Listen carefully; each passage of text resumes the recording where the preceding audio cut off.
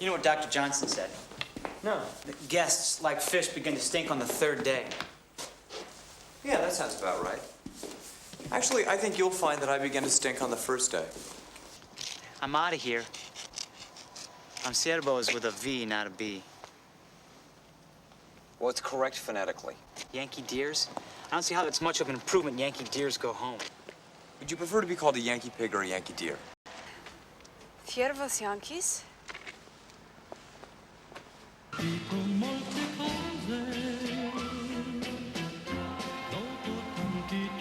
Perfecto. Perfecto? Casi perfecto. Spanish girls tend to be really promiscuous.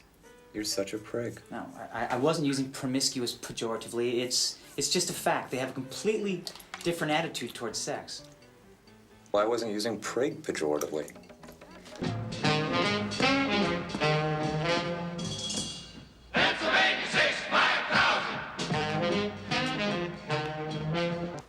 Just once, I'd like to go out with a girl not convinced I'm encased in black leather underwear.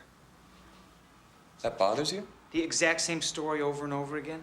Well, it's not exactly the same. I always vary it a little. Great. Wasn't even Aurora, but this terrific friend of hers from the trade fair. She's never met you, but was still full of your stupid stories. Frankly, I don't care for your tone. You should get down on your knees and thank God that you have a cousin who makes up interesting stories about you. I'm the best PR guy you're ever gonna have. Do you think any even mildly cool trade fair girl would give you the time of day if she knew the pathetic Bible-dancing goody-goody you really are? You are far weirder than someone merely into S&M. At least they have a tradition. We have some idea what S&M is about. There's movies and books about it. But so far as I know, there is nothing to explain the way you are. We can't even call ourselves Americans. They love to correct you saying, South Americans are Americans too. I mean, give me a break. Norteamericano is the correct term. But that makes no distinction between us or Canadians.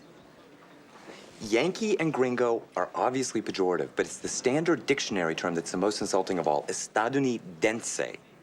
Dense. D-E-N-S-E. It's the same spelling. Dense, thick, stupid. Every time you hear it, Estadounidense, dense, dense, dense. It's like a direct slap in the face. It's incredible. I think you are too sensitive. Oh, great. Now we're too sensitive.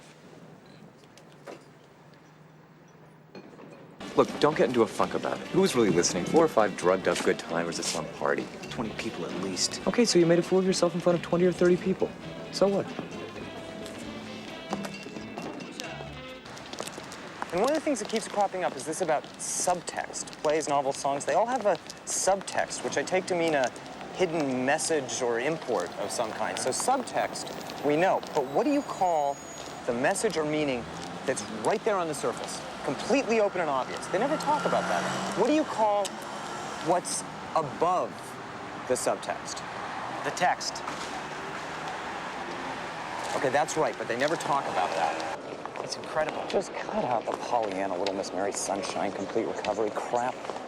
My God, you're almost pathological. Sometimes I like to wring your neck. God, your naivete is astounding.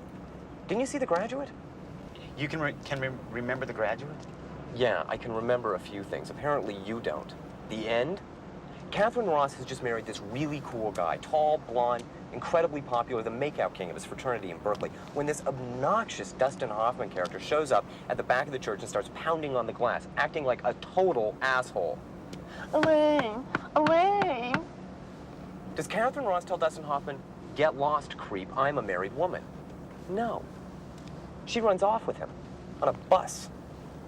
That is the reality. Thanks a lot.